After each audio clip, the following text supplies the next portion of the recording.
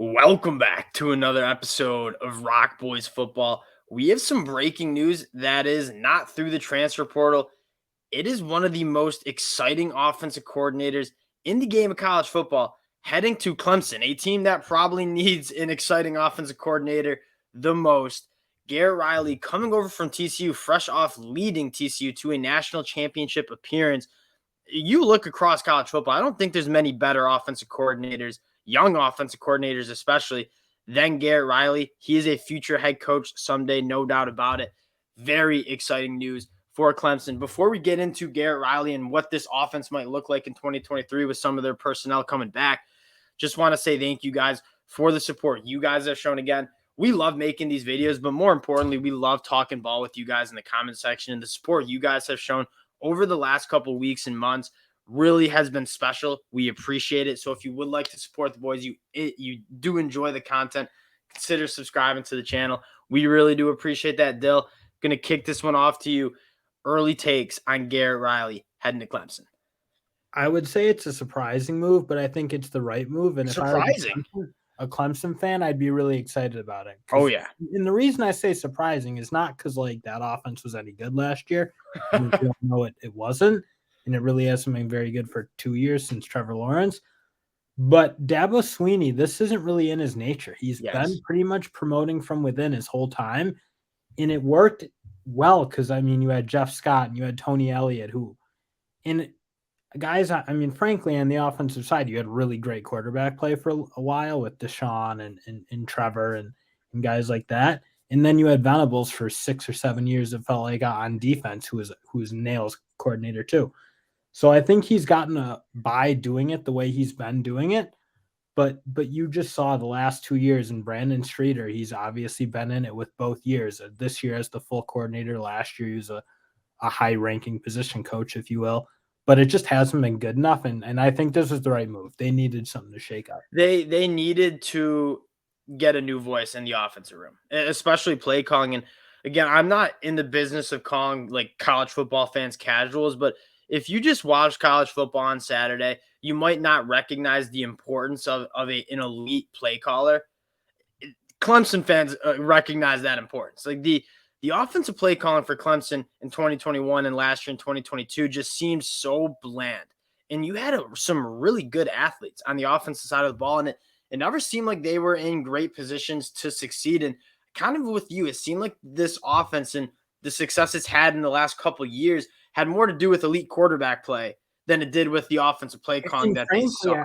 I think a lot of people wanted to jump down DJ's throat and jump down like that and blame him for everything. But at the end of the day, it's like coaches have their role of putting their guys in the right spot. And I think even DJU on the way out, how he was talking, it didn't seem like he felt like he was in the right position or being developed. That's pretty much why I said he went to Oregon State. And I'm kind of with him, frankly. His game didn't really pick up that much from 21 to 22. And at the end of the day, that's the whether it's fair or not, it's the coach's fault. So Dabo, again, I think he did what he had to do and is bringing in a fresh kind of eyes to this quarter or offensive room with a guy who showed great promise in terms of turning a TCU team around.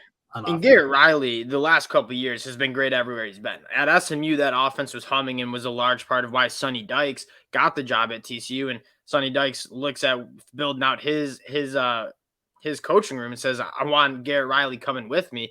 And what you saw him do at TCU, that team was 5-7 in 2021. And in 2022, this wasn't like a personnel change. Like they didn't go out into the transfer portal and get a ton of guys. They just had better coaching. And a lot of that was on the offensive side of the ball. The biggest thing I'm excited for Clemson, I think a lot of Clemson fans are excited for this as well, is this TCU offense was the best in the country hitting 50-plus yard plays. Those are big-time explosive plays that change games.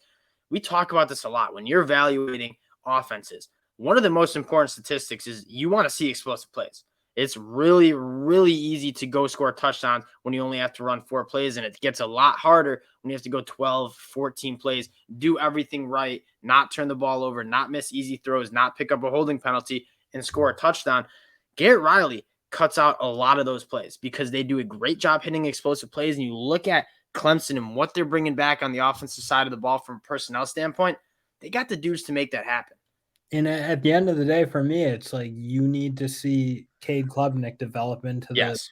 the guy everyone at Clemson Yes. thinks he's going to be. And frankly, the one game you really got to see him, or I guess you really got to see him in 2 games. Maybe you count Notre Dame, which obviously wasn't going Eh, well anyway. yeah. But UNC in Tennessee, and you, in fairness, UNC looked pretty good, but like everyone looks good against UNC. It seems like on offense, and then Tennessee, man, that just you got to get something going. You got to try something because all it was Cade Klubnik being chased around in the backfield and trying to make hero plays. I mean, he didn't have a chance. So, And especially when they got into those red zone areas, like they were able to move the ball a little bit, but when they got into those areas where you make your money and you have to score touchdowns, especially when you're playing a team like Tennessee, they got a piss down their leg might be like the yeah, correct term. And it's it's not frustrating. that's not good enough. And at the end of the day, that fair or not, that's a coaching problem. And in Dabo, again, as much as it probably pained him, he's a competitive guy. He wants to win as much as anyone in the country, and he did what he had to do. He's gonna obviously revamp this entire offense and again try to get his guys in a position to succeed where it felt like in the last 2 years they just weren't. Now, talking about the personnel, I think Kate Klubnik is one of the best quarterbacks for this Garrett Riley offense. Garrett Riley loves to use the legs of his quarterback. You saw it mostly with Max Duggan and Kate Klubnik. Maybe not the same runner of the football like DJU was. He was more of a battering ram. Kate Klubnik has some serious wheels, some serious juice when he decides to run the football. No doubt in my mind, one, they're going to put some weight on him. And I think you knew that. Like if Garrett Riley wants to use Kate Klubnik running the football, Kate Klubnik needs to gain some weight. I would expect that to happen. But also, he has the arm to make every single throw that Garrett Riley is going to ask him to make. And that's what TCU liked to do last year. They like to spread you out, use all the blades of grass on the field, which means you need a quarterback that can make those throws to the boundary. Kate Klubnik can do that without a doubt. And I don't think there's many better quarterbacks for this Garrett Riley offense than Kate Klubnik here. Yeah, and that's the thing that this is, I'm sure, what Garrett Riley's in here to do is to Yes. bring that out. And you look at the receivers, TCU, I really liked how balanced TCU was at the wide receiver position. And if there's one maybe critique, and I'm kind of interested to hear Clemson's fans give me their takes on this, but it seemed like all the wide receivers on Clemson the last couple of years did the same thing. They're kind of bigger body guys that are kind of move the ball down the field vertically as opposed to creating separation and work in the middle of the field, kind of minus Davis Allen and Antonio Williams, the true freshman.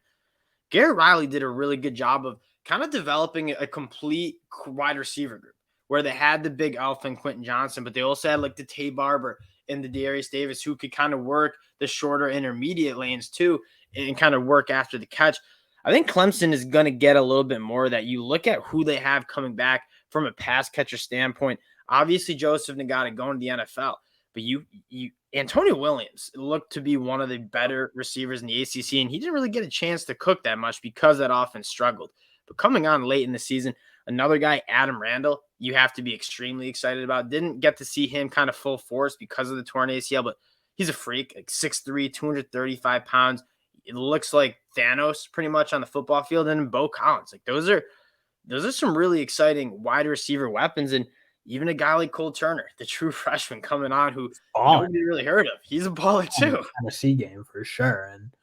And then you look on the other side, you got two running backs who are really good and can run the way Kendre Miller ran, frankly, like big Well, yes. power heavy runners. And you probably argue Will Shipley's even got a little more explosiveness and ability to hit the big run play than maybe Kendre Miller had. Who granted, Kendre Miller is awesome, but Will Shipley is a guy who I still think you're like waiting to turn into like the star you kind of think he should be. And again, I do at the end of the day, whether fair or not, you got to put a fair amount of the onus for that offense. And these guys maybe not developing quite into what you thought they were on coaching. And obviously, Dabo said no more of that. We're changing it up. And Me and you disagree a little bit about Will Shipley because I think he already is a certified baller. And he's coming into his third year, averaged 5.6 yards a carry, caught for 242 yards, went for 1,100 yards, almost 1,200 yards and 15 touchdowns. But I think that as He's good as great, he but, like, no one's putting I don't think you're putting him in the top of the country yet, and that's where I think he should be. That's where he came out from high school. It's where I mean, you the size and the speed and the explosiveness at that size, I think you should be a guy you're talking about, like, being a, like, bona fide pro as a junior. And I think this is the year that his skill set gets to be on full display because what does Garrett Riley like to do is spread you out, get lighter boxes, and let those running backs go to work. And I think Will Shipley's a guy that you really want to give light boxes. You want to give him more grass to work with because the short area quickness, the ability to make people miss, that's Will Shipley's game. Garrett Riley, I think, is going to get Will Shipley a lot of those open field touches where I think Will Shipley's going to thrive the most. And again, TCU had some really good talent on the offensive side of the ball.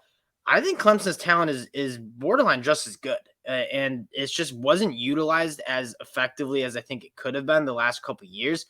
You get an elite play caller paired up with an elite quarterback who's young and can be coached up, surrounded by. I think this offensive line will be better. You lose a guy like Jordan McFadden, that hurts, but they had a bunch of young guys that you feel good about. I think that offensive line will be better. And especially going back to 2021, they were just too young and underdeveloped.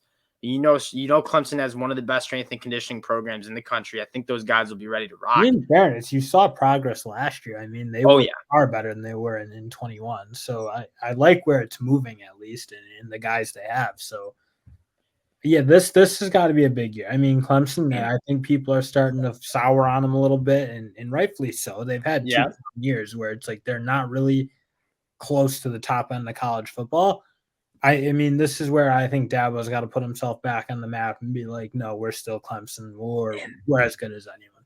And this is really kind of an interesting take because I was talking about Florida State, and if there's a year that maybe Florida State can look to capitalize on winning an ACC title when it looks like Clemson might be slowing down a little bit, then Clemson makes a change like this. And I mean, Florida State and Clemson, it seems like it's a 2-horse race to win the ACC. And I don't want to talk too much about the defense because the defense is going to be good, but you have guys like Rook Ororo coming back. They're getting some nice Tyler Davis coming back as well. Like top linebackers can play in a secondary. Not to drone on, they're looking scary by the end of the year. They were so inexperienced, but some of those guys you feel so good about. Ball hawk, rangy guys. Yes, and they just need to be developed. And you saw the inexperience in games like Wake Forest, but this is going to be a good group. And again, Jeremiah Trotter, Barrett Carter, probably some of the 2 best linebackers in the country next year. This Clemson defense is going to be good. The question is, can this Clemson offense kind of find their rhythm like they had when they were winning ACCs easily and going and competing for national championships? If there is an offense coordinator in the country that I think can make that happen, I really do think it's Garrett Riley. And the Clemson Florida State battle next year is going to be electric because the ACC took a down year this year, and Clemson's been carrying the torch for the ACC for a while. And when Clemson wasn't that great, then you really were concerned about the ACC. I think Florida State and Clemson are both bona fide top 10 teams, maybe even top 5. That might be pushing it. Both these teams are going to be really good next year.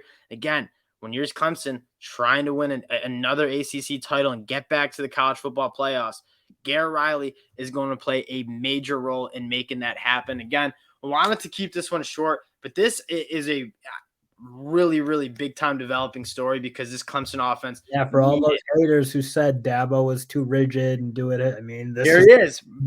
He's like, okay, I'll do what I got to do. We're not going to put that performance out on the field we've done the past 2. He's breaking out of his shell a little bit. And I think this is what a lot of Clemson fans wanted to see. Again, appreciate you guys checking us out. If you do enjoy the content, consider subscribing to the channel. We do appreciate you guys. Clemson fans, let us know what you guys think in the comment section, and we'll talk to y'all later. Peace.